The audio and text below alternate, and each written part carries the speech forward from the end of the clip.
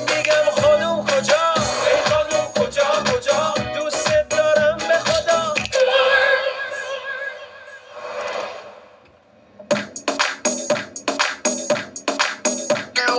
دختر ایرونی که ناز و دلبری، این پیغام بلکتو گوش کن. میشکنی قلب پسر ایرونی رو، حرفای دلشو گوش کن.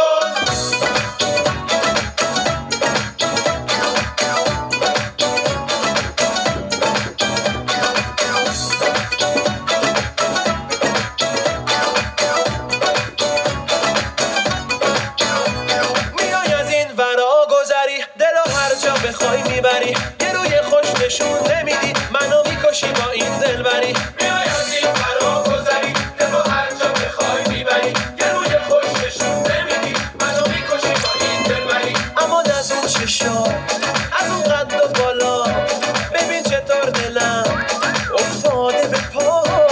میگم به جون تو، میرم قربون تو، میگی جون خودت. ای میگم خانوم کجا، ای خانوم کجا کجا، دوست دارم به خدا، دوست دارم به خدا. ای خانوم یواش یواش، ای خانوم یواش یواش، با ما اینجوری نباش، با ما اینجوری نباش.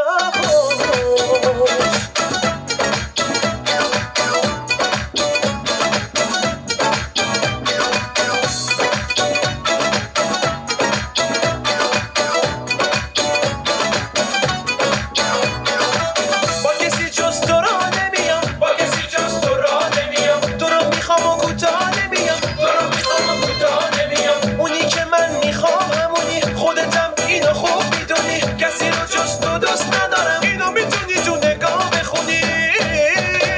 اما از اون چشا، از اون قد و بالا، ببین چطور دلم افتاده به پا. میگم به جون تو، میرم قربون تو، میگی جون خودت.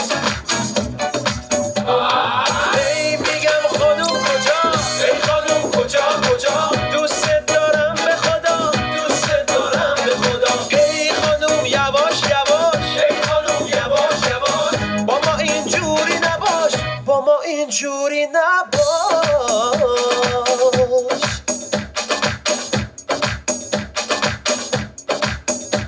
میای از این ورا گذری، دلو هر جا بخوای میبری. یه روی خوش نشون نمیدی، منو میکشی با این دلبری. اما از اون چشات، از اون قد بالا، ببین چطور دل من افتاده به باد. میگم به جون تو،